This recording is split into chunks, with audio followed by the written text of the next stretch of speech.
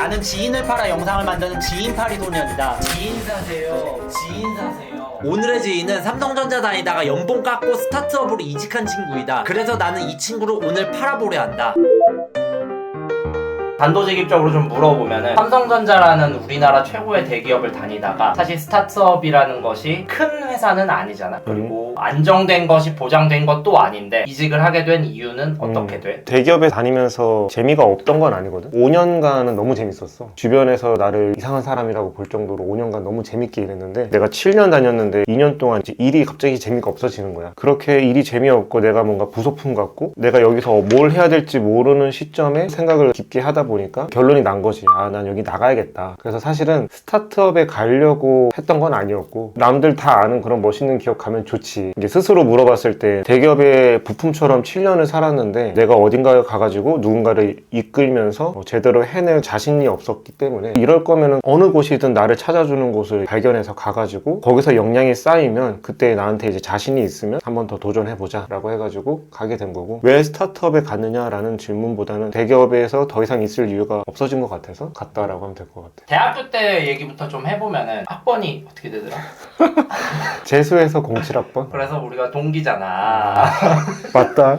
뭐 어떤 과를 들어갔고 그 과를 선택한 배경 같은 건 어떻게 돼? 산업공학과를 주 전공했고 금융공학을 이제 연계 전공이라는 걸 했는데 돈을 옛날부터 좋아해가지고 고등학생 때부터 돈을 어떻게 하면 잘 버는지를 좀 잘 알고 싶었고, 그러다 보니까 자연스럽게 금융 이런 거에 관심이 많았는데 컴퓨터 학원 원장님 아들이었기 때문에 컴퓨터를 굉장히 이제 좋아했었고, 거기에 이제 수학을 좋아하니까 돈을 어떻게 버는 법을 수학이나 컴퓨터로 풀어볼까라고 해서 금융공학 연계 전공을, 그때는 좀 약간 유행이었어. 근데 이제 거기 가니까 금융공학은 또 그런 게 아니더라고. 그래서 이제 투자를 배워보자 해가지고 경영대 투자학회가 있었는데, 그 당시만 해도 공대생이 투자학회 가는 거 자체가 좀 드문 일이긴 했는데 내가 좀 항상 특이한 거 있으면 먼저 하는 타입이거든. 그래서 처음으로 공대생이 이제 가가지고서 매주 하나 기업을 분석하고 발표하고 이런 생활을 2년간 했어. 맥락상 얘기하면 우리 집이 컴퓨터학원 원장님도 하시고 어머니께서 공무원이셔서 탄탄했다가 IF 이후에 잘 안 풀려가지고 한 20대 중반 정도에 내가 한창 변리사 공부를 해야겠다라고 이제 마음먹었을 시점에 가게가 조금 힘들어진 거야. 그래갖고 가계 부채를 어떻게 해결하느냐에 나는 온 정신이 팔려 있었어. 그런 경험을 하면서 그때 무슨 생각을 했냐면, 아, 나중에 만약 내가 이 긴 터널을 잘 빠져나가면 이런 문제를 겪고 있는 젊은이들이 언젠가 또 생길 거고, 그런 젊은 사람들의 문제를 좀 해결해주는 사람이 되고 싶다라는 생각으로 내 진로를 조금 정하기 시작했거든. 근데 그때 생각했던 진로가 뭐냐면은, 그때 되게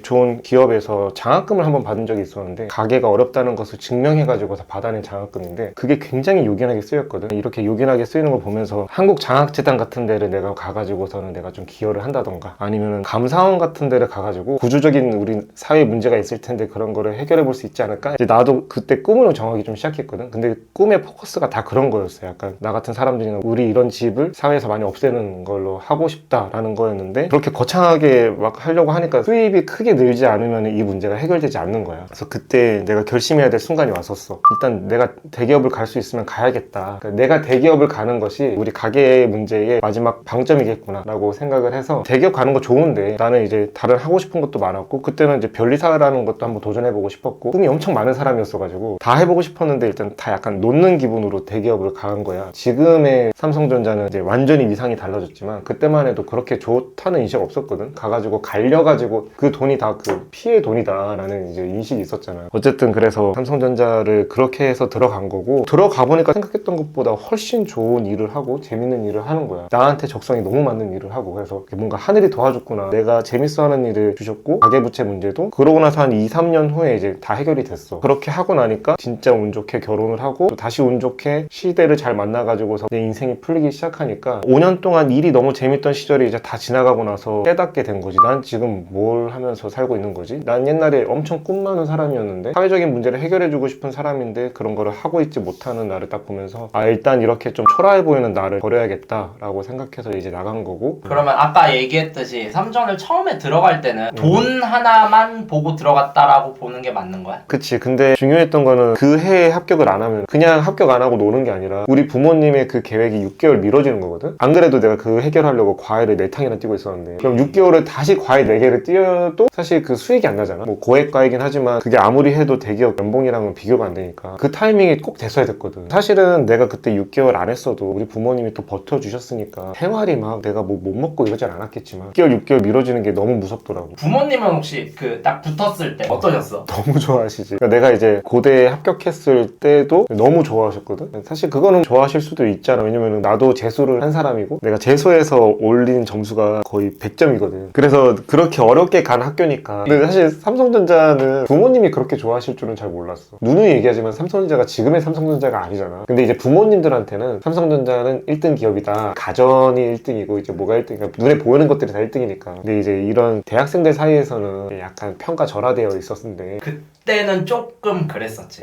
그때는 최고까지는 아니었지. 그때는 그 정유사들도 있었고 오일뱅크나 조선이 그때는 조선이 최고였지. 조선 합격했다 그러면 오 이러고 삼성전자 합격했다면 그래 수고하고 고생하고. 그렇지. 그러고 나서 이제 삼성전자를 합격해서 이제 입사를 하면은 지금도 그러는지 모르겠지만 금으로 된 명함과 그 꽃다발과 부모님이 이제 어깨뽕이 탁 들어갈 만한 것들을 막 이렇게 줘.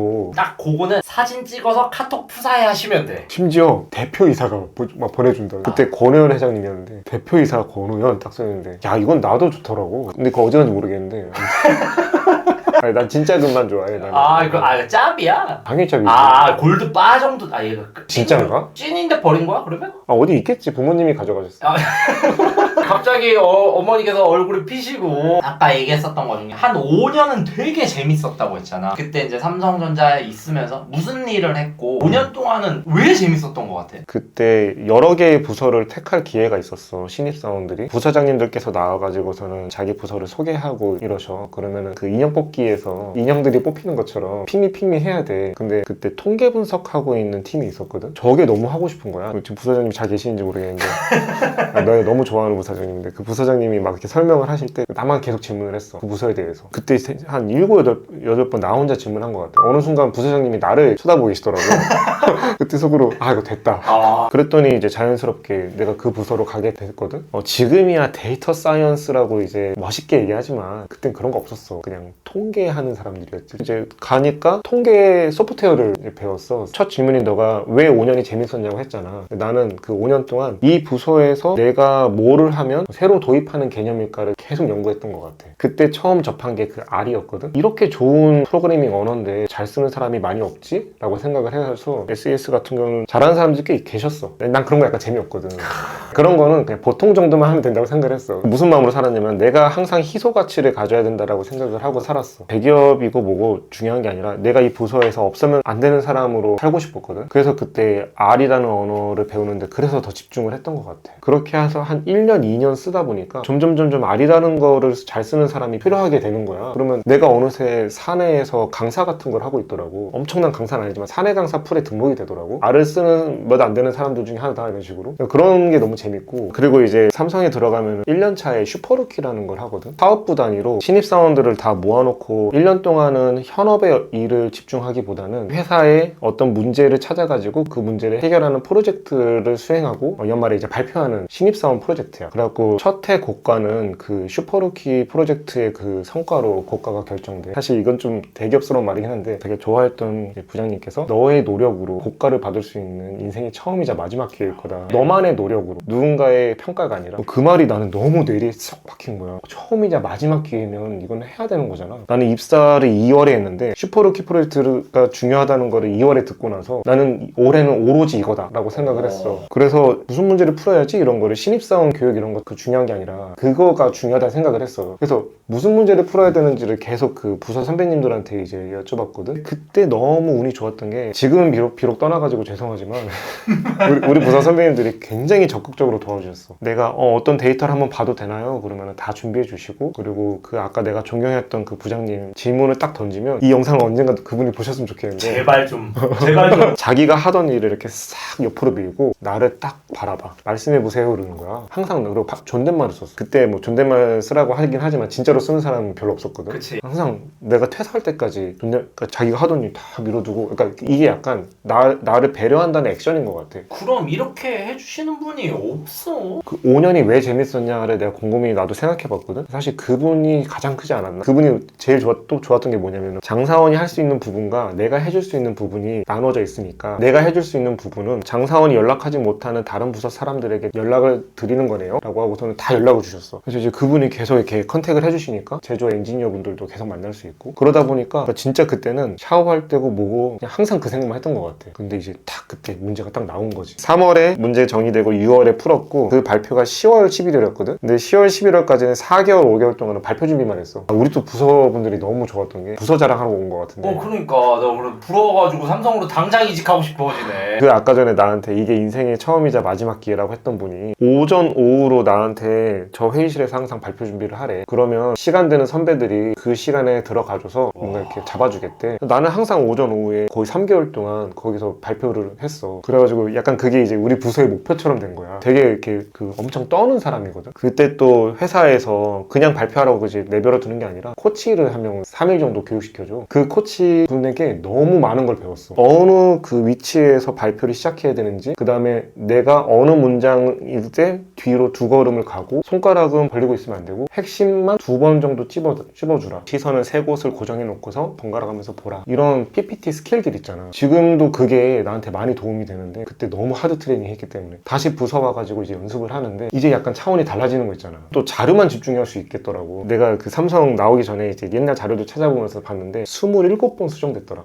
리비전 넘버가. 리비전 1이랑 27을 봤는데 다른 발표 자료가. 보노보노 PPT에서 약간 간지 PPT로 넘어가는 거였네. 나는 재수하면서 무슨 생각을 했냐면 내 인생에 다시는 재수할 때처럼 열심히 하는 게 없을 거다 생각했는데 그때 한번 다시 찾아오더라고. 내 인생에서 정말 열심히 한 순간. 그렇게 슈퍼루키를 1등을 했어. 이제 그때부터 회사 생활이 좀 풀렸어. 거기서 1등한 사람이 돼버리니까? 이제 사업부에서 1등한 사람이 돼버리니까 이제 그 다음 2년차 3년차 때 내가 뭘 하겠다 뭐 이랬을 때 지원도 빵빵하고, 교육 같은 것도 쟤는 그때 슈퍼루키 했던 애니까 이렇게 교육의 기회도 좀 더 주어지고, 그래서 5년간 너무 정신없이 재밌게 살았어. 그러고 나서 이제 내가 중간급이 되니까 10년간 명맥이 끊겼던 부서가 이제는 그 통계 분석팀이 아니라 그 데이터 분석팀, AI팀 이런 식으로 명칭이 점점 발전해 가면서 후배들도 점점 유입되고, 그러면서 이제 그 외부에서 오신 그 영업하시는 분들이 그 외부의 신문물을 막 이렇게 막 말씀해 주시고, SDS 쪽에서 오신 엄청난 고수 개발자분들이 오셔서 막 개발을 하는 걸 보면서 내가 또 뭔가 모르고 있다. 내가 또 뭔가 놓치고 있구나. 나 뭔가 여기선 되게 잘하는 것처럼 보였는데 내가 또 뭘 못하고 있네 라는 걸 봤는데, 그때 또 교육의 기회가 한 번 있었거든. 서울대 성공대학원에서 인공지능 반도체 교육이라는 전문가 과정이라는 게 있는데 갔는데 그때 내가 그걸 봤지. 나는 우물이구나. 나는 우물 안에 있었구나. 얼마나 대단했길래 그래? 지금도 너무 잘하시는 분들이 계시겠지만 서울대 컴퓨터공학 박사님들이 조교님들이었거든. 거기 연구실에서 텐트에서 주무시고 맨날 코딩하시는 분들인데 내가 똑똑했으면 저렇게 듣겠구나 하는 근데 막 가르쳐 주시는데, 야, 나는 컴퓨터의 기초도 모르는 거였고 세상에는 이런 학문들이 흘러가고 있고 내가 조금 더 먼저 알았다고 심취해 있는 사이에 세상은 이렇게 빨리 변하고 있구나. 이미 많은 박사님들이 훌륭한 논문들을 쓰고 있고, 이거를 내가 그때 2020년에 쇼크를 받았지. 그게 사실 학문이나 업무적으로 가장 큰 계기였던 것 같아. 어떤 문제를 해결해야 되는데 여러 가지 지식들이 필요한데 내가 뭔가를 모르고 있구나. 외부에서는 빠르게 흘러가는데 내가 어떤 능력이 없구나. 궁금한 게 5년 정도는 일이 너무 재밌었던 거잖아. 근데 약간 아까 들었을 때는 일이 그때부터 좀 재미없어진다라는 느낌으로 내가 처음에 받아들이긴 했었거든. 어떻게 해가지고 조금 재미가 없어진 거에 된 것 같아? 대기업의 어쩔 수 없는 숙명인 것 같은데 과장으로 진출하는 시점이잖아. 근데 그러면은 오피스라는 곳은 개발도 개발인데 문서 작업을 하잖아. 문서 작업도 분명 중요해. 후배님들께서 이제 하신 성과를 내가 잘 정리해서 방향을 정해주고 상사분들한테 1 한 거를 1.2, 1.3으로 더 부풀릴 수 있는 능력도 되게 중요한 거잖아. 이제 그런 업무도 좋은데 이제 그런 업무만 점점 하게 되는 것 같더라고. 나는 우물안 개구리라는 느낌이 드는데 벌써 문서 작업이 들어가면 이건 안 될 것 같은 거야. 실력적으로 막 그 정도까지 아니라고 생각을 했는데 내가 이대로 가다가 바로 문서 작업으로 가겠구나. 실력은 그냥 5년 차대로 유지된 되는데 신문물이 나오면 네 실력은 상대적으로 떨어지는 거 아니야. 삼성전자라는 조직이 엄청 커. 반도체는 보통 제조가 우선이잖아. 그러니까 사실 소프트웨어 이런 쪽은 좀 후방이야. 근데 안 그래도 조금 중요도가 떨어지는 부서에서 내 발언권이 떨어지는 거야. 소프트웨어 중요성이 있어요 라고 하려고 하는데 사실 이 부서에서 중요한 건 제조잖아. 나는 이 회사 이 부서에서 없어서는 안 되는 사람이라고 되고 싶었잖아. 5년까지는 그게 충분히 됐는데 그 다음부터는 나보다는 더 맞는 사람들이 있는 것 같은 느낌? 나처럼 그 후방에서 클라우드를 어떻게 구축하고 백엔드를 어떻게 구축하는 거에 더 흥미 있는 사람들이 중요도가 좀 더 떨어지는 것 같았어. 내가 이런 마음가짐으로 이 조직에 계속 있어버리면은 내가 가장 중요한 인물이 되진 못하잖아. 그런 결론에 좀 도달하고 있었어. 지금까지는 이게 너무 재밌다는 이유가 다른 모든 중요한 삶의 질문을 이겼거든. 근데 이제 그 재미라는 게 조금 의심이 드는 순간 많은 내가 밀어놨던 질문들이 막 쏟아지기 시작하는 거야 나한테. 그때 떠올랐던 건 뭐였어? 재미 안에 있었던 나 이런 거 좋아했었는데 뭐가 있었어? 내가 장학재단에 취직하고 싶었던 이유도 그 장학재단을 잘 운영해보고 싶어서였거든. 교육을 위한 거든 복지를 위한 거든 재단이라는 걸 만들어보고 싶은 사람인데 대기업의 부품처럼 있는 지금의 나는 이 재단에서 누군가한테 이 재단에 돈을 좀 맡겨보실래요? 라고 제안할 수 있는 사람이 아니었던 거지. 그게 첫 번째였고 두 번째는 창업이라는 걸 해보고 싶은데 그 당시에 이제 힘들어하는 친구가 있었는데 힘들어하는 친구를 조금 도와주자는 명분으로 만들었던 서비스가 있는데 그 서비스가 결국에는 돈이 벌리기 시작하면서 물론 사업하고 창업하는 거 많이 듣긴 했지만 그게 실제로 돌아가는 거를 처음 경험하는 게 이제 2020년 정도거든. 창업이나 사업으로도 내가 받은 돈을 불릴 수 있는 방법이 있구나 를 그때 좀 깨달아가지고 세상에 되게 사는 방법이 다양하구나를 느꼈어. 근데 사실 퇴사라는 거는 돈을 절대 무시할 수가 없다고 나는 보거든. 근데 뭐를 하더라도 일단은 고정 수익은 무조건 떨어진단 말이야. 그래서 이제 막 퇴사하려고 고민을 많이 했을 거 아니야. 그때 돈 관련돼서 막 흔들흔들 되지 않았어? 그때 나의 팀은 아내잖아. 우리 팀원이 동의해 주셔야 되잖아. 동의해 주셔야 돼서 여쭤봤더니 그간 자신감 있었는데 갑자기 없어지네. 너무 고마워서. 그 전에 내가 5년 행복하고 6년 7년을 지내면서 내가 워낙 티가 많이 나는 사람이기도 하고 아내니까 이게 다 보였나 봐. 내가 행복해하지 않는 모습을 좀 봐가지고 근데 우리 아내가 엄청 착하시거든. 그래서 내가 행복해하지 않을 것 같아서 그냥 그러라고 하더라고. 이야기를 했더니 다른 일을 하는 건 어떨까? 뭐 이런 식으로 뭐라고 말했는지 잘 기억이 안 나. 굉장히 얼버무렸겠지. 우리 아내는 그냥 내가 살짝만 말해도 다 알아듣거든. 원래 부부들은 다 그래. 그래서 그러면 그냥 원하는 대로 해 이렇게 해가지고 그냥 다른 얘기는 따로 안 하셨고. 그치 뭐 갑자기 존댓말이 나와. 그러니까 와이프 얘기하니까 커피를 한 잔도 안 마시다가 갑자기 마시고. 그래서 이제 원하는 대로 하되 아내를 불안하게 하고 싶지는 않았거든. 그래서 뭔가를 연속적으로는 하고 싶어가지고 스타트업 이런 데 이제 입사 지원을 계속 하고 그렇게 계속 막 이렇게 원서를 냈는데 그러면은 생각보다 너무 힘들더라고. 처음 면접이라는 걸 이제 봤는데 나가는 게 맞구나를 처음 느꼈고 왜냐면은 면접을 그렇게 대답을 못하는 나를 보면서 야 이건 뭐 삼성전자가 중요한 게 아니라 밖에 신문물은 이미 많이 진화됐구나. 난 모르는 게 너무 많구나. 아직도 생각나. 자존감 떨어지는 기분들 있잖아. 삼성전자 그러니까 처음 의심의 눈빛부터 보내. 그치. 왜 여기를 오려는 거예요? 이런 느낌으로. 근데 이제 실질적인 기술적인 질문들을 막 해내는데 실제 내 서비스를 만들고서 운영하고 이런 경험들을 안 하니까 대답할 수 있는 게 별로 없는 거야 처음에. 근데 나는 그분들이 질문한 거를 다 받아 적었다. 그때 되게 유능한 어떤 CTO님이셨거든. 엄청 날카롭게 막 질문을 하시더라고. 과제 전형도 있었고 실제 뭐 라이브 코딩도 있었고 뭐 이랬는데 당신이 뭘 잘못했는지를 막 신랄하게 이렇게 말을 해주시는 거야. 막 다 받아 적었지. 근데 받아 적고 나서 그 다음 면접 볼 때 그 받아 적은 거를 열심히 또 달달달달 외워가지고 이제 그 다음 면접 보니까 약간 겹치는 거야. A라는 회사에서 받은 피드백을 B에 써먹었구나. A라는 피드백을 충분히 이해하고서 B에서 그 용어를 간간히 얘기하니까 좀 잘해 보이는 거야. 용어가 진짜 중요해 이게. 그럼 B에서 분명히 또 탈탈 털리거든. 그럼 또 막 열심히 받아 적어. 그럼 점점 이게 겹치면서 뭐 질문할지 좀 알겠고 그것들을 잘 쌓아가지고서 뒤에서는 점점 조금씩 잘해가지고 그러다가 이제 처음 들어간 데가 인공지능 AI 뭐 모델 경량화 다루는 그런 스타트업이었고 관둔다는 결심을 하고 첫 지원서 낸 순간부터 합격까지는 얼마나 걸렸어? 2월에 시작해서 5월인가? 그래도 한 5월 3개월 정도 만에 감사하게도 한 기업이 나한테 너무 긴 시간이었지만 근데 네가 아까 전에 돈 얘기했잖아. 삼성에서 다 받아서 원천징수로 받은 것보다 깎였어. 차이가 대충 뭐 중형차 정도 되는 건가? 소형차 하나 정도 소형차? 준중형차 하나 정도는 돼. 나는 좀 궁금했던 게 삼전은 사실 많이 주는 거 모두가 알고 있잖아. 그리고 이제 스타트업에 대한 생각이 연봉은 매우 낮다. 하지만 인센이 높다. 그리고 뭐 요거를 보전하기 위해서 상장됐을 때 주식을 받고 간다. 뭐 이런 것들이 있잖아. 스타트업이랑 원징을 비교했을 때는 한 준중형차 하나 정도 빠진 정도라는 거야. 스타트업이 너가 말한 대로 되게 적은 금액을 주는 것도 사실인데 약간 양극화가 돼. 스타트업부터 시작한 사람들은 첫 연봉이 약해. 스타트업도 대부분 투자받은 돈이잖아. 그 투자받은 돈을 쓸 때 뭔가를 알거나 그런 사람들을 이제 데려오는 게 중요하다고 느끼면 데려올 수 있거든. 그러니까 오히려 그 스타트업은 리스크가 크기 때문에 연봉도 오히려 많아. 생각보다. 아, 그렇게 안 하면은 안 오니까. 능력자가 안 오니까 아예 안 와. 영속성에 문제가 있을 뿐이지 주는 금액 자체는 높은 편이다. 근데 이제 스타트업에 신입 개발자로 오는 분들 실력 너무 좋아. 너무 좋은데 증명할 게 없어. 증명할 게 없어서 스타트업과 연봉 협상에서 이길 수가 없어. 이긴다는 생각조차 못해. 필요한 취준생의 마음이랑 똑같잖아. 그러니까 제발 부처만 주세요라고 해버리니까 이제 스타트업들은 약간 이렇게 그냥 데려가는 거지. 근데 어느 대기업을 간 그런 신입 분들이랑 비교해서 뒤지지 않는 분들인데 더 잘하면 잘했지. 더 도전적이고 그런데 첫 연봉이 낮아버리니까 그걸 다시 극복하는 게 많이 힘들어. 근데 이제 나처럼 첫 연봉이 좀 높은 상태였으면은 솔직히 실력이나 이런 것보다는 네임밸류 가지고서는 조금 먹고 들어가는 게 있어. 근데 그럼에도 불구하고 여기가 너가 말한 대로 삼성전자가 성과급까지 다 합하면 너무 높으니까 깎이긴 했어. 근데 나는 비록 원천징수는 깎였지만 계약 연봉은 높였거든. 나는 그거에 일단 만족했어. 좋은 거지. 보장된 금액은 일단은 성과급은 내가 성과를 어떻게 냈는지랑 상관없이 반도체 사이클에 따라서 성과급이 다 깎이잖아. 나를 평가받는 게 아닌 거야. 너도 회사 다니니까 알잖아. 여러 가지 요소가 섞이잖아. 무슨 말인지 알겠지? 뭐 할 말은 많지만 그런 맥락이었어. 그 첫 번째 스타트업은 어느 정도 다닌 거야? 딱 1년 다녔어. 그러면은 삼성전자를 한 7년 다녔고 그리고 이제 스타트업을 1년 다녔잖아. 가장 큰 차이는 뭔 거 같아? 스타트업이랑 삼성이랑. 그 위험도가 달라.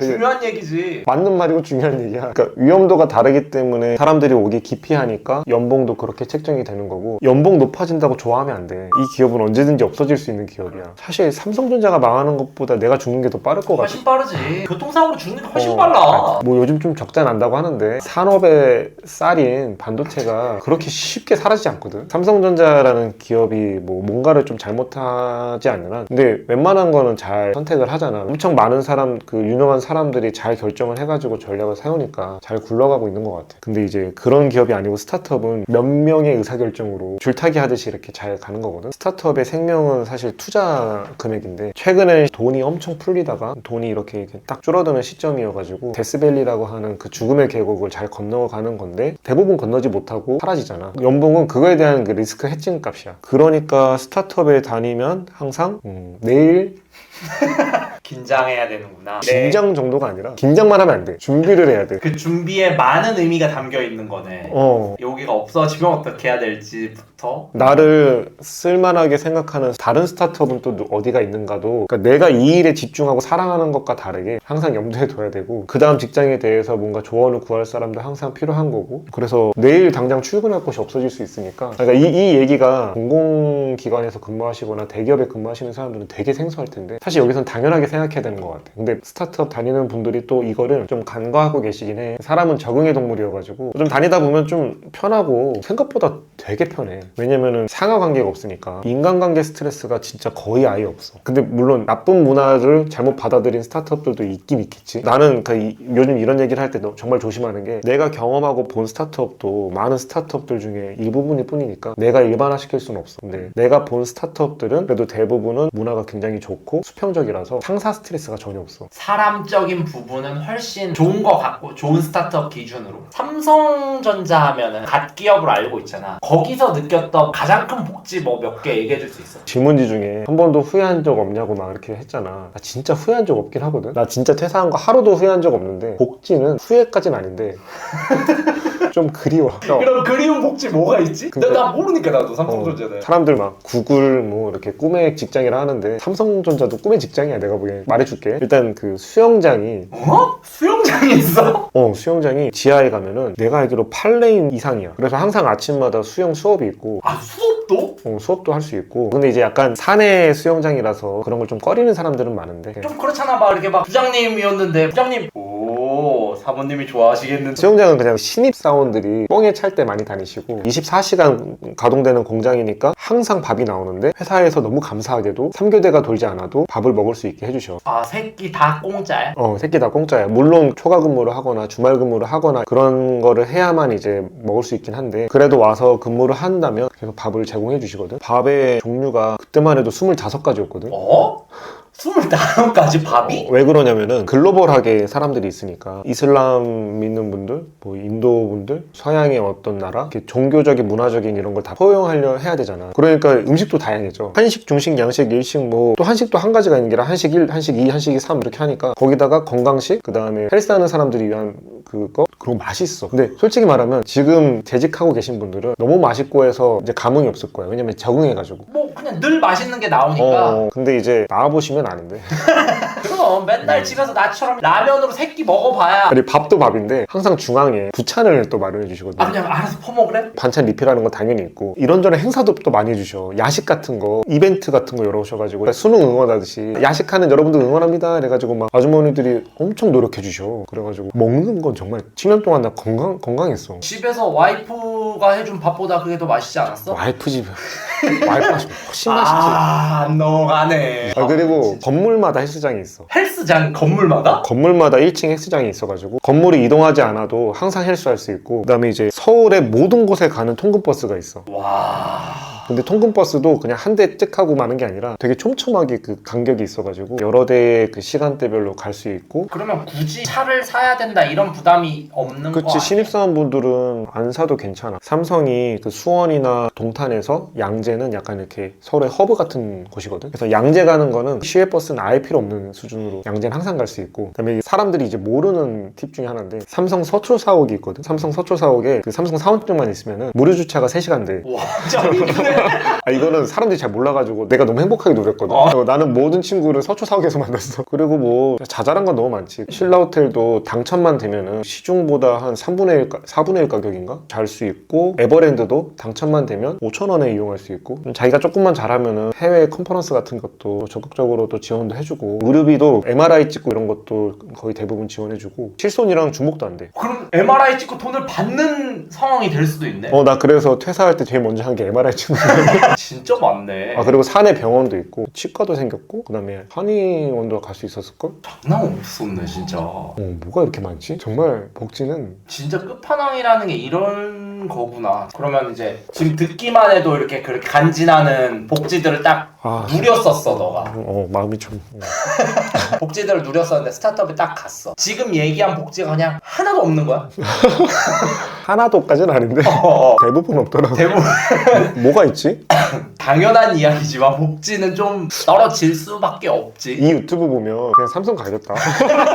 가급적이면 삼성 가는 게 좋은 것 같아. 그럼에도 불구하고 스타트업의 가장 큰 장점은 뭔 것 같아? 스타트업의 가장 큰 장점. 방금 복지를 다 말하고 나니까 여러분들 웬만하면은 어쨌든 너가 스타트업의 장점이라고 물어봤잖아. 내가 할 수 있는 어떤 한계가 없는 것 같아. 내가 원하면 뭐든지 성취할 수 있는 기회가 주어지는 곳이라고 해야 되겠지. 스타트업에 다니지 않았으면 하는 사람들이 있는데, 스타트업에 다니는데 그냥 기업에 다니듯이 다닌다면 스타트업보다는 대기업이 좋은 것 같아. 그냥 주어진 일을 해내고 그 성과 가지고 회사에서 이제 인정을 받고 부장님 상무님 되면 연봉의 점프가 스타트업이랑 비교가 안 되잖아. 되게 힘들어서 그렇지. 근데 되게 힘든 건 스타트업도 마찬가지거든. 근데 또 여기서 약간 반론이, 나는 스타트업에 그런 돈이 중요해서가 아니라 스타트업의 문화가 좋습니다. 사실 스타트업 한번 먼저 다니고 대기업 가면 진짜 힘들 것 같아. 어떤 것 때문에? 사람이 견딜 수 있을지 잘 모르겠어. 수평적인 그 문화에 적응을 하면 여기 가는 게 좀 힘들다. 수평적인 것도 그렇고 내가 업무를 뭔가 제안을 했을 때 받아들여지는 정도가 일단 달라. 그리고 내가 하는 업무의 역할의 범위가 아예 달라. 어디가 더 넓은 거야? 스타트업이 훨씬 넓지. 너무 넓어가지고 힘들어. 얘가 혼자 다 해야 돼. 근데 이제 힘든 만큼 이거를 하고 나면은 나의 레퍼런스로 남잖아. 근데 이제 대기업에서는 범위는 좁은데 힘든 건 똑같아. 힘든 거를 내가 폄하하는 건 아니다. 근데 범위가 너무 좁아. 어디 가서 요거 부품 하나 가지고서는 보여줄 수가 없잖아. 거기서 이제 상상의 나래를 펼쳐야 되는데, 스타트업은 한 3-4명 팀 꾸려가지고서는 거대한 시스템 하나 만들잖아. 물론 엄청 힘들지만 그렇게 자기 포트폴리오로 남으니까 수평적인 문화랑 자기가 할 수 있는 업무의 기회, 돈이나 그런 복지나 그런 혜택을 회사를 포기하고도 스타트업에 남는 분들의 이유인 것 같아. 포트폴리오가 이렇게 딱 있으면 좋은 게 이건 내가 한 거잖아. 근데 삼성전자에선 그게 아무런 문제가 되지 않는 이유가 이직할 생각이 없어. 내가 부품이건 뭐건 뼈를 묻는 생각이면 사실 포트폴리오니 뭐 이력이라고 하지, 정확히 이력이 전혀 필요 없어. 근데 이제 스타트업은 항상 내일 망할 수 있잖아. 그렇기 때문에 잘 쌓아놔야 돼. 내일이란 건 좀 극단적이지만 그래도 어쨌든 다음 주 정도에 면접이 잡히면 내가 설명할 수 있는 그 프로젝트들이 있어야 되거든. 그런 것들을 설명하기가 이제 좀 명확하지. 그리고 내가 요즘 이런 얘기를 할 때 좀 조심하는 것들 중에 하나인데, 내가 스타트업을 엄청 잘한다고 말하는 거를 되게 조심하고 있어. 왜냐면 나 아직 나온 지 2년 좀 넘었거든. 그러니까 내가 뭘 얼마나 알겠어 라고 난 항상 스스로 자중하고 있거든. 삼성전자 때도 2년 때는 와 나 너무 좋아 이랬었던 시기였었으니까. 스타트업 경력이 2년이고 첫 회사에서는 이제 1년 정도 다녔고 지금 다음 스타트업으로 온 거 아니야. 그러면은 첫 번째에서 지금 회사로 이직하게 된 배경은 어떻게 돼? 첫 번째 회사에서 엄청 재밌게 일하고 있었어. 팀원들도 너무 좋았고 지금도 아직도 그 팀원분들이랑 다 연락을 하고 다른 재밌는 것도 같이 하고 있는데, 갑자기 헤드헌터 분이 연락을 주셨거든. 내가 굉장히 눈에 들어왔던 연락이 하나 딱 생긴 거야. 아까 말했듯이 나온 목적을 잊지 말아야 되잖아. 스타트업이 일이 재밌는 거는 둘째 치고 나온 목적이 있는데 그 목적이 사업이나 창업 같은 거를 하고 싶은 거고, 근데 내가 아직 실력이 부족하니까 나를 재련하려고 여기 있는 건데, 두 번째 스타트업에서 신규 사업을 해보고 싶은데 CTO를 할 수 있는 기회가 있을 수도 있다 정도 있잖아. A, B였구나. 그런 기회가 올 수도 있다. 왜냐면 스타트업이니까 계획된 미래가 없어. 그래서 일단 가보는 게 어떨까라고 생각이 들었고, 그전 회사에서는 물론 너무 재밌는 일이긴 하지만 AI에 좀 이렇게 집중된 일이었고, 그런 데서는 내가 새로운 사업, 새로운 기회, 새로운 비즈니스 이런 얘기를 하기에는 조금 어색했던 곳이거든. 내가 삼성에서 가진 역량 가지고서 최대한 발휘할 수 있는 곳을 간 거고, 근데 이제 내가 진짜 하고 싶은 모습을 하려면은 빠르게 선택을 해야겠다는 생각이 들어가지고 거기가 또 나의 더 기회의 땅이겠다. 물론 그 전 첫 번째 스타트업에서 난 팀장이었는데 중요한 역할을 해줘야 되는데 이제 빠지는 거니까 잘 정리하고 빠지려고 또 이제 노력을 했지. 팀원들도 다 이해를 해주셔가지고 잘 정리하고 이제 빠졌고, 기억하는 게 첫 번째 스타트업에서 두 번째 스타트업 갈 때 하루도 안 쉬었어. 퇴사하고 그냥 바로 갔어? 이유가 왜? 근데 나는 내 생각엔 난 지금 전력 질주를 해야 될 텐데 뭘 쉬어? 나는 그 삼성에서 나올 때 사실 하루도 안 쉬었거든? 그래서 그 다음 회사 사람들이 되게 이상하게 생각한 사람. 나도 지금 좀 거리를 두고 싶어지네.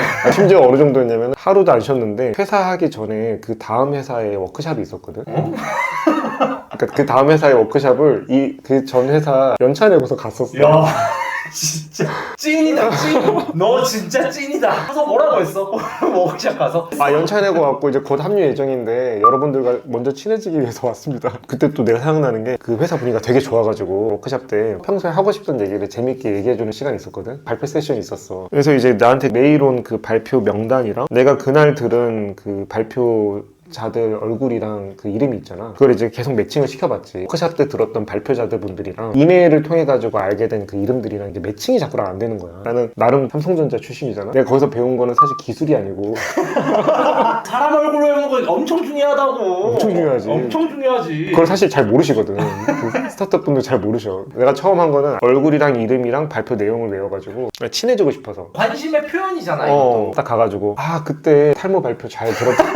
하필 또 탈모했어. 탈모에 관한 사실물이 있었거든. 그게 정말 인상적이었다고. 이렇게 하면은 일단 거기서 벽이 허물어지더라고. 나는 최대한 빨리 친해지려고 했던 이유가, 여기서 내가 원하는 거를 하려면 사람들의 도움이 필요해. 내가 잘나서 되는 건 하나도 없다는 거를 너무 뼈저리게 살다가 알아서 빨리 친해지려고 그런 노력을 했고, 그래서 하루도 텀을 두고 싶지 않았고, 내가 아직 2년 조금 넘게밖에 안 지냈지만 삶의 농도는 7년보다 이번 2년이 더 좀 짙었던 것 같아. 두 번째 스타트업에 가서 부동산 대출 자동화 프로세스 백엔드 개발이거든. 그거를 개발해야 되는데 사실 내가 역량이 별로 없어. 왜 이렇게 겸손해? 해본 게 아니니까. 그래서 그거를 처음 6개월 동안 진짜 또 열을 내서 개발을 했거든. 근데 되더라고. 그때 우리 팀장님이 계셨는데, 우리 팀장님 20대 초반이었거든. 팀장님이? 스타트업은 잘하는 사람이 짱이야.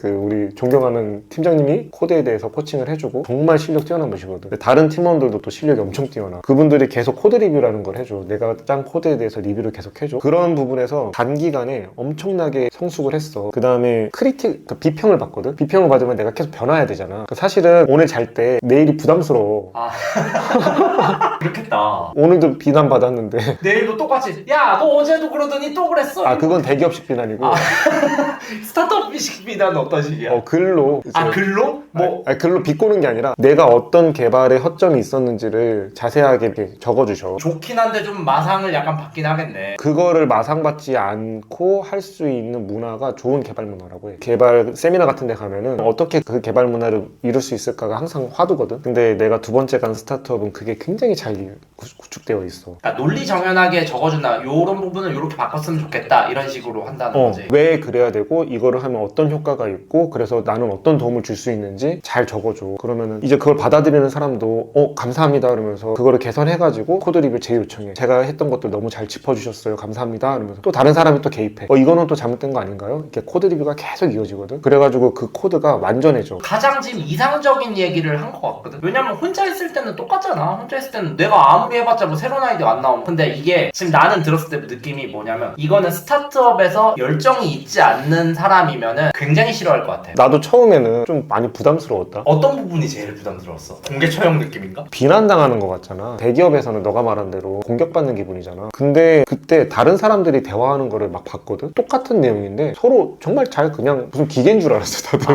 그냥 뭐 그렇군요 이렇게 해서 감사합니다 잘했습니다 그래서 이제 그 코드만 완결된 코드만 남아. 그리고 그 사람은 다음번 짤 때는 그렇게 안 짜. 와 진짜 좋은 문화다. 영입 제안해주신 CTO님이 정말 좋으셔서 그런데 그분이 이제 잘 구축해놓은 문화 덕분에 단기간에 잘 성장한 것 같아. 그리고 크리틱이 정말 잘 돌아갔던 가장 큰 이유는 그런 것 같아. 사람들의 목표가 딱 하나야. 이 기능이 잘 돌아가는 거. 이게 정말 좋은 회사네. 이 기능이 잘 돌아가야 우리가 이번 분기 때 목표한 게 달성이 되거든. 나머지 감정들은 서로 배려를 많이 해. 그러니까 그 글 자체가 되게 뉘앙스가 되게 중요해. 그리고 그 글만 쓰는 게 아니라 평소에 볼 때도 되게 평서문으로 얘기해. 평서문으로. 그게 되게 큰 거 같은데 지금 얘기한 게 쉽게 얘기하긴 했는데 이렇게 되는 게 너무 어려운 거 같거든. 모든 조직원이 회사의 목표랑 얼라인이 정확하게 돼 있고 그 얼라인이 돼 있는 거에서 좀 이상한 거 같으면 맞춰주고 평서문으로 말한다는 것도 그렇게 간단하지. 왜냐면 메일 보내고 뭐 하다 보면 나도 이제 직급이 좀 높아지다 보니까 많이 느끼는 게 좀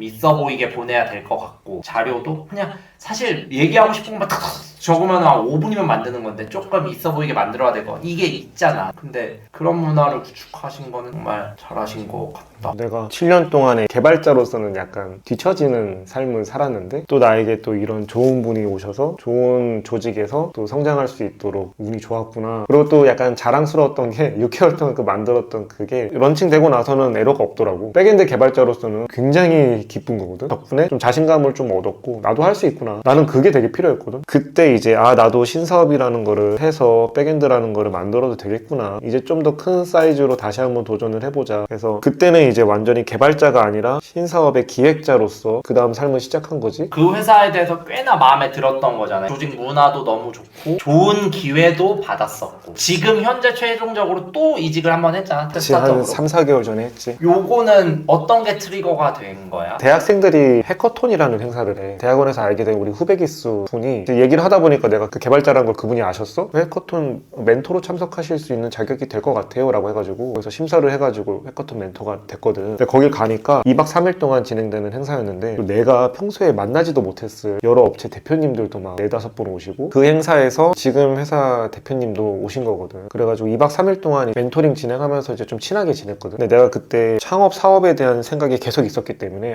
이때가 또 기회다 싶어가지고 대표님들한테 계속 질문했어. 창업 사업을 왜 하셨냐? 어떻게 하셨냐? 그랬더니 이제 창업이나 사업에 관심이 되게 많구나. 그리고 지금도 신사업이라는 거를 계속 해보고 있고 뭐 그런 사람이구나를 이제 나도 어필이 됐나 봐. 그러더니 이제 지금 회사 대표님이 3일 후에 전화가 와가지고 한번 만나볼 수 있느냐 해가지고 갔는데 지금 회사에 합류해가지고 하고 싶은 어떤 창업 같은 거를 여기서 해볼 생각은 없냐. 새로운 프로덕트를 만들어 볼 수 있는 기회가 주어질 것 같다. 근데 그때 마침 너무 좋다고 했던 그 두 번째 스타트업이 경영에서 약간의 위기가 왔었어. 이 회사 자체는 뭐 망하거나 그러진 않는데 새로운 데까지 투자해줄 여력은 자극은 조금 없어지는 느낌? 물론 그럼에도 불구하고 나를 지원해 주시겠다라고, 하지만 시기가 좀 늦어질 수도 있다라고 하시더라고. 근데 내가 만약에 되게 젊은 사람이었으면 기다렸을 것 같은데 나는 되게 좀 조급하거든. 그래서 지금 대표님이 제안을 했을 때 저 딱 30분만 주세요라고 했거든. 아내한테 전화해야 되잖아. 내가 아내한테 이제 전화를 했거든. 그랬더니 좋은 게 아니야 라고 하더라고, 아내가. 그래서 고마워 이러고 바로 그 자리에서 가겠습니다 이랬지. 왜냐면 나는 항상 기회는 바로 잡아야 된다고 생각을 하거든. 근데 이제 내가 유일하게 역제안을 했던 게 그 전 회사에서 제가 그렇게까지 진행할 수 있었던데 딱 한 명의 조력자가 있습니다. 그분도 같이 가고 싶은데 제안이라도 해보겠습니다. 그분 같이 가는 게 제 조건입니다. 만약에 그분이 제안을 거절하면 어쩔 수 없지만, 간다고 하면 그분도 같이 데려가 주세요 라고 하니까 약간 생각하시다가 오케이 하시더라고. 또 감사한 게 내가 제안을 드리니까 감사하게 같이 와주셔가지고, 이분이 UX UI 디자이너이자 서비스 기획 해주시는 분이거든. 나는 이제 백엔드 개발을 할 수 있고 제품 기획 같은 것을 공부하는 입장이긴 하지만 열심히 하고 있으니까 이 둘만 있으면 거의 4개의 영역이 커버가 되거든. 그러면 이제 프론트 개발자분만 있으면 돼가지고, 프론트 개발자분은 지금 똑똑한 개발자라는 회사의 대표님이 또 지원을 해주시겠다고 해가지고 3명 팀이야. 삼각편대가 지금 만들어졌네. 3명이 다 같이 이제 아이디어 회의하고 막 이러면서, 사실 아직은 3명이라는 팀을 이끄는 건데 팀장으로 하고 있어서 지금 재밌게 하고 있지. 지금 이제 회사에서 IT를 만들어서 다른 기업의 기술을 파는 뭐 회사로 약간 느껴졌거든. 원래 그 지금 똑똑한 개발자라는 회사는 그 잠시만, 지금 다니고 있는 회사 이름이 똑똑한 개발자인 거야? 똑똑한 개발자. 어. 그래서 내가 가끔 명함을 주면은 개발자인데 똑똑하시냐 나도 지금 그렇게 느꼈는데. 근데 회사 이름이 똑똑한 개발자라는 IT 외주를 처음에 시작했고, 지금은 이제 IT 에이전시라는 이름으로 마케팅도 하고 개발도 하고 디자인도 되게 잘하고, 그래서 뭐 사람들 아는 걸로는 배민 비마튼, 밀리의 서재, 내가 지금 기억을 못해서 그렇지 그거를 너네 회사에서 한 거야? 그러니까 거기서 이제 외주 개발을 맡기면은 포트폴리오 보면은 되게 많아. 디자이너분들도 실력자분도 엄청 많으시고, 프론트 뭐 백엔드 다 실력자분들 많으셔서 지금은 50명이 넘게 이제 외주 개발을 하고 있는데, 지금까지는 다른 사람들이 의뢰하는 프로덕트를 만들었다면은 프로덕트 개발에 대한 모든 역량을 갖추자는 게 로드맵이고, 너 혹시 크몽이라고 아니? 나 이거 할 수 있습니다 올려놓으면은. 그치. 크몽이라는 회사에 작년에 M&A 된 회사야. 그러면 크몽의 자회사가 되는 크몽의 거야? 자회사야. 지금 그러면 하고 있는 개발 프로젝트는 어떤 거야? 2개월 좀 이상 동안은 크몽과 똑똑한 개발자의 그 고객님들 있잖아. 사업자나 프리랜서, 개인 사업자 이런 분들인데, 이런 분들을 위한 프로덕트를 만들고 싶어서 많이 개발을 했는데 결론적으로는 다 실패했어. 결국 결론은 내가 창업자의 마인드로 하고 있지 않았다는 걸 좀 느꼈어. 창업자는 내가 뭔가를 만들어내겠다고 할 때 굉장히 많은 의심의 눈초리가 쏟아지거든. 네가 그걸 뭘 알아? 네가 할 줄 알겠어? 네가 돈을 벌겠어? 이런 식으로 이제 의심의 눈초리가 쏟아질 때, 아닙니다, 할 수 있습니다, 이거는 해야 되는 거고 내가 할 수 있습니다 라는 말을 해줘야 되는데, 그런 맥락으로 이 제품을 내가 기획하지 않은 거야. 그걸 깨닫고 누군가가 나한테 계속 비난을 하고 설령 혼자 남더라도 내가 이게 맞다고 생각해서 다시 투자자를 끌어모으고 이겨낼 수 있는, 내가 진짜 창업을 하는 마음으로 뭘 해야 될지, 똑똑한 개발자라는 회사에 와서 그냥 기획해보듯이 그냥 이렇게 하는 마음가짐으로는 아무것도 안 되겠다. 내가 삼성에서 나왔을 때 해보고 싶던 창업 사업을 지금 해보는 걸로 못 풀었던 마음을 지금 다 풀어야겠다. 어떤 마음가짐 정도냐면, 내가 지금 이걸 끝까지 못 해내면 난 다시는 창업 사업이란 걸 안 하겠다. 지금 이제 하고 있는 게 너의 원래 꿈이었던 걸로 돌아와서 재단 혹은 할 수 있는 거를 지금 거기서 개발하고 있다는 거야. 청년들이 가계에 관한 문제를 해결하는 데에는 3가지 방법이 있거든. 첫 번째는 자기가 나가는 비용을 줄이는 방법이 있잖아. 지출을 감소시키는 거는 가계부로 자기의 자산을 이렇게 관리해주는 그런 방식이 있고, 두 번째는 대출 같은 거로 금융 비용 같은 것들이 이제 나가는 거를 어떻게 하면은 적게 나가게 하는지, 그런 약간 2개는 약간 비용 관점이잖아. 하나 우리 사회에서 안 풀어주고 있는 문제는 자산을 증식시키는 방법에 대한 문제인 것 같아. 코로나 시점 이후로 주식도 되게 광풍이 불었고, 저금리로 부동산이 폭등하면서 돈이 덜 귀해지고, 그러면서 자산도 증식되니까 주식도 막 올라가고 모든 자산의 가치가 갑자기 폭등했잖아. 특히 청년 2030 세대들이 그거에 편승해가지고서는 미국 주식도 굉장히 많이 거래를 하고, 근데 그럼에도 불구하고 기업이라는 거를 투자한다고 생각하지 않고, 혹시 너도 그러고 나도 올라가자 샀다 이러다가 이런 매매 프로그램을 딱 키면 보는 게 차트거든. 주식을 분석하는 거는 안 하고 있다고 생각을 하거든. 그 차트가 먼저 보이고 그 다음에 기업에 대한 소개, 재무지표, 투자지표 보이는데, 그거 가지고서는 어떻게 내가 판단해야 되지? 우리 그 정규 교육과정에 금융이 없어. 나는 그게 되게 이상하다 생각하는데, 선진국들에서는 금융교육이 중요한데 우리나라에서는 아무런 교육도 받지 않은 2030 세대들이, 심지어 약간 40까지 갈 수도 있지. 근데 그런 분들이 자산의 증식을 하는 이런 주식시장에 내몰렸다고 생각을 해. 자산 증식을 하는 거가 되게 장기 레이스거든. 내가 보기에는 장기 레이스가 하고 싶지 않고 앞이 안 보이니까 코인에 빠지는 거고. 내 이야기를 듣는 거 같네. 코인을 내가 비난하는 건 아니야. 코인이 안전 자산이 될 때가 올 거야. 그러면은 그것도 분명히 어떤 분석이라는 게 들어갈 수가 있는데 아직은 아닌 것 같거든. 비트코인이나 뭐 이더리움이 자산으로서 인정받는 게 최근에 이제 여러 가지 제도들이 생기면서 뭔가 하고 있긴 하지만 그건 너무 정치적이고 우리가 풀 수 있는 문제가 아니잖아. 그럼 우리가 결국 풀 수 있는 문제는 주식시장 정도 같은데, 주식시장은 뭐 기업이 자금을 조달하는 시장인데 기업이 자금을 조달하는 시장이라고 생각하는 사람들조차 없어. 기업은 자금을 대충 먹었고 그다음에 부산물로 생긴 주식을 우리는 차트 거래로 서로 피해 게임 하는 것처럼 이렇게 하고 있잖아. 2020년부터 2022년 후반까지는 아무거나 사도 다 올랐기 때문에 자기 30% 먹었다 50% 먹었다 그러면 그게 이제 스펙이 돼가지고 유튜브나 이런 데서 이제 많이들 강의하시는데 그게 또 틀렸다는 것도 아니야. 나는 기술적 분석 사랑하거든. 단기로 보면 이거는 그런 차트가 맞아. 근데 본질은 기업인데 그 기업에 대해서 이해할 수 있게 편하게 도와주는, 이게 중요한 거는 편하게 도와주는 이라 생각해. 잘 모르는 분들이 기업이라는 게 알고서 주식 투자를 할 수 있게끔, 근데 너무 가르치는 듯한 느낌이 아닌 서비스. 퍼가 뭐다 이런 식으로 가는 게 아니고 약간 퍼가 뭐다도 가는데 당신 퍼 모르지? 이런 느낌으로 물어보는 게 아니라 되게 찔려가지고 퍼는 뭐고 적당한 가격은 이 정도로 우리가 계산할 수 있어요 까지 제안해 주는 거야. 그러면 그 사람이 퍼가 뭔지만 만약에 자기가 더 공부를 하면 그럼 나는 적정 가격을 이렇게 생각해야 되는 거네 라고 할 수 있잖아. 그래서 나는 자 3만 원대 지지하세요 뭐 이런 게 아니라 3만 원이면 이 회사의 시가총액은 얼마고 작년에 매출은 어땠고 영업이익은 어땠고 당기순이익은 어땠고 과거에 5년 10년 동안 이 회사는 꾸준하게 매출을 냈는지 그게 얼마나 증가를 잘했는지 이런 맥락으로 생각을 해야 되는데 초보자분들한테 그걸 강요하는 서비스는 싫고 어느 정도 우리가 좀 편하게 분석해 줄 수 있는, 여기서부터는 논의 중인데 자율도를 얼마나 줄 거냐, 계산이 편하게 해주는 서비스냐, 민감한 문제잖아. 금융시장에 엄청나게 많은 전문가들 분들이 계시기 때문에 뭐 슈카가 나와가지고 야 이거 좀 이상하잖아 이러면 좀 타격이 크잖아. 나는 근데 그런 비난은 되게 좋아해. 이상하면 고치면 되잖아. 사용해보니까 이게 별로예요. 나는 그런 고객의 반응이 중요하다고 생각하거든. 그러면 이렇게 만들면 어때요? 이렇게 만들면 어때요? 이게 결국 스타트업이 서비스 만드는 거거든. 슈카 같은 분들이 관심 가져주시면 그것만으로도 노이즈 마케팅이 얼마나 커. 한 명 한 명이 사용하면서 피드백을 주면 이제 만들고 싶고 모든 사람들이 어떤 가치를 느끼는 서비스면 다들 좋아해주지 않을까. 장기적으로 정말 잘 됐으면 좋겠다. 처음에 꿈이랑 너무 딱 이어지는 느낌이 되게 나 많이 들어서 거창한 꿈만 옛날 생각했는데 드디어 실질적인 일을 하나 하는구나. 그게 이제 첫걸음이지 사실은. 요렇게 해서 더 커질 수도 있는 거고. 근데 서비스 만들어서 성공할 확률이 진짜 적다? 근데 통계조사를 보니까 스타트업에서 어떤 성공한 대표님들이 한 7번 망하면 된대. 7번 망하면 보통 8번째 정도에는 잘 된다고 하더라고. 지금 몇 번 정도 망한 거야? 나 아직 한 번밖에 안 망. 기획에서 망한 게 있어. 그럼 2개야 지금? 아니야, 사업 창업 그래서 총 3번 망한 거야. 지금 이제 근데 아직 확률 정기부표상으로는 그렇지. 이제 삼전이랑 스타트업 둘 다 다녔잖아. 너가 시간을 빽해. 원서 쓰던 시기로 갔는데 둘 다 붙었어. 그리고 미래가 어떻게 될지 몰라? 시간을 돌리면 뭐 갈 거야? 내가 삼성전자를 안 갔던 시절에 넌 지금 고려대학교 4학년 학생이야. 그러면은 좀 이율 배반적이긴 한 것 같은데 삼성전자 가야지. 가장 큰 이유는? 돈이 가장 커. 그러면 만약에 너가 아까 얘기했던 급히 돈을 써야 하는 상황은 아니야. 지금 정도의 웬만큼 살 만큼의 돈이 있어. 그러면은 어떻게 하겠어? 그러면 그래도 삼성전자 가고 좀 들어봐.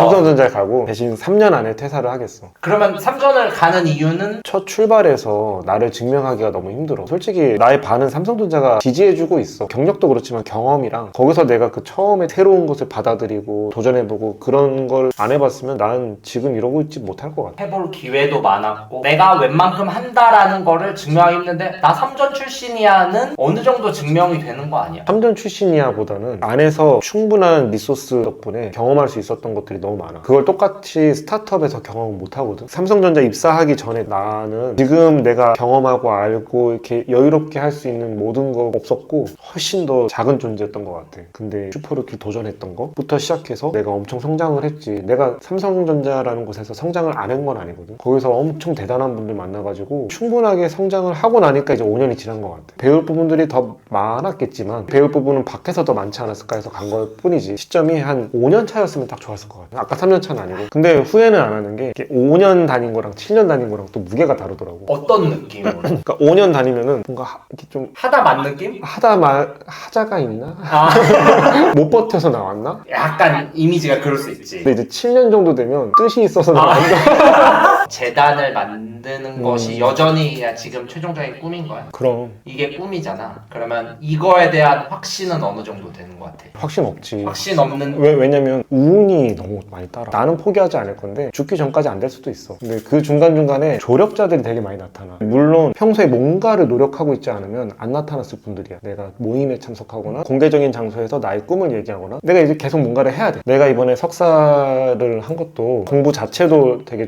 재밌었고 좋은 사람도 되게 많았잖아. 생각보다 사회에서 영향력을 앞으로 더 많이 끼칠 분들도 많이 만났잖아. 그래서 내가 그 대학원 생활하면서 되게 노력했던 거는 나의 생각을 얘기하는 걸 많이 노력했어. 그래서 매 수업마다 발표를 할 때 투자 시장에서는 IR이라고 하지.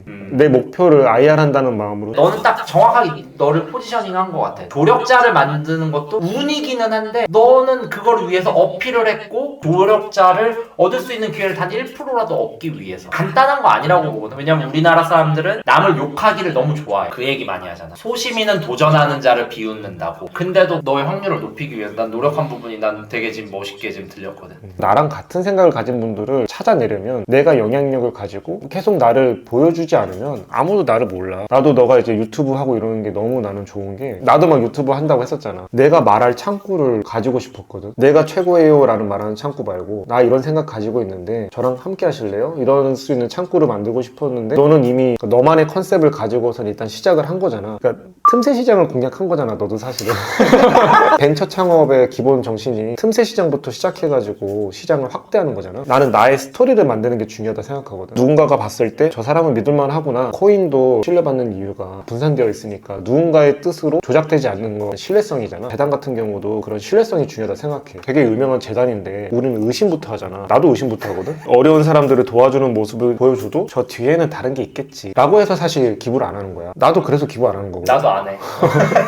물론 그럼에도 불구하고 소액 기부하는 거는 어려운 사람들한테 돈이 갔으면 좋겠다라는 선한 마음을 가지신 분들인데 그런 분들의 돈이 엄한데 쓰이지 않고 나를 믿으세요가 아니라 저라는 사람이 만든 이 서비스는 이만큼 신뢰성이 있습니다 라고 해서 해보고 싶어. 그러려면은 사실 기술도 더 많이 알아야 되고 이거를 해줄 수 있는 사람들도 많이 참여시켜야 되고 근데 그 사람들한테 내가 돈을 줄 수 없으니까 같이 의기투합을 해야 되는 거고 어쨌든 재단이 중요한 게 아니라 누구든 믿을 수 있는 시스템을 만드는 게 중요하지 않을까. 마지막 질문이 될 것 같은데 와이프가 3전을 다녀. 근데 너처럼 준준형차 한 대가 빠지는 스타트업으로 나 갈까라는 질문을 해. 뭐라고 할 거야? 당연히 가라 그러지. 그게 내가 결정할 문제가 아니지 않나? 와이프가 고민을 하다가 상담을 요청한 거야. 나 갈게가 아니라 이러이러한 생각을 해서 스타트업에서 일해보면 어떨까? 요렇게 질문을 했어. 근데 이게 남자들의 문제야. 여성연대에서 나왔어? 내가? 가라 말아라고 하면 안 되는 것 같아. 그러니까 질문을 계속 해줄 것 같아. 왜 가고 싶냐. 왜냐면은 내가 아내를 졸졸졸 쫓아다니면서 다 커버해줄 수 없잖아. 그러면은 나가가지고 스스로 살아남아야 되잖아. 그러면 본인의 그런 의지가 더 강해져야 돼. 비난받는 상황이 와도 스스로 이겨내야 되는 상황이야. 계속 대화를 해줘가지고 그러면 그래야겠다라고 하면 그게 오래 가. 다음날 생각해봤는데 그게 아닌 것 같아라고 해도 비난하면 안 돼. 그때도 물어봐야 돼. 왜 그렇게 생각했어? 다시 왜 생각이 전환됐어? 그러면 그게 돌아가는 것 같아도 생각이 더 공고해지는 과정이라고 생각하거든. 내 아내가 그런 식으로 대화해줘. 그거 해 이렇게 하는 게 아니라 이러지 않아? 이러지 않아? 이렇게 계속 뭔가 이렇게 생각을 틀어줘. 그러면 계속 그거에 대해서 생각을 해보다 보면 그러면 내가 결정했어 라고 하거든. 그렇게 똑같이 해주고 싶을 것 같아. 너 이렇게 뭐 멋있는 것만 골라서 하냐? 짜증나게. 나에게 땡땡땡이란 너에게 삼성전자란 은인 같은 존재? 문인이라고 표현하지 못할 정도로 나의 모든 것을 해결해준. 진짜 감사한 존재. 처음에 안 그랬어. 퇴사할 때는 사실 안 그랬거든. 그럼 욕해야지. 욕보다는 왜 거기를 일찍 안 나왔을까 막 이런 생각을 했는데 점점 갈수록 거기서부터 시작했구나. 진짜 좋은 스타트 포인트가 된 것 같네. 너에게 재단이란 너가 이루고 싶은 그 재단이란. 지금 내 시각이나 패러다임에서는 아직은 불명확한 것 같아. 그러니까 정의할 수 있을 만큼의 역량이 아직 없어. 그래서 어떤 식으로 만들어야 되고 어떤 게 사람들한테 좋은 영향을 끼칠지 많은 사람들의 생각을 들어봐야 될 것 같아. 근데 하나는 가급적이면은 아동들을 좀 대상으로 했으면 좋겠다. 내가 청년 문제도 관심이 많지만 아이들은 죄가 없잖아. 그런 애들이 밥을 굶고 여자아이들은 생리대가 없고 있고 이런 문제는 겪지 않아야 되는 거 아닌가? 국가가 해결해주지 못하고 있다면 의미 자체가 있나? 이런 생각까지 뻗쳐지더라고. 그래서 약간 아동 문제는 좀 다 같이 해결해줬으면 좋겠다. 뭔가 그런 생각. 이제 마지막으로 오늘 출연료 10,000원을 건 문제가 있어. 네가 맞추면 이 10,000원을 받아가는 거고 못 맞추면은 네가 나한테 10,000원을 줘야 돼. 근데 이거는 나왔던 용어 중에 하나고 너한테 아주 쉬울 거야. 나 요즘 이제 시험 보기가 좀 쉬워. 스타트업에서 많이 내놓는 프로덕트로 아이디어를 빠르게 제품화하기 위해서 MVP.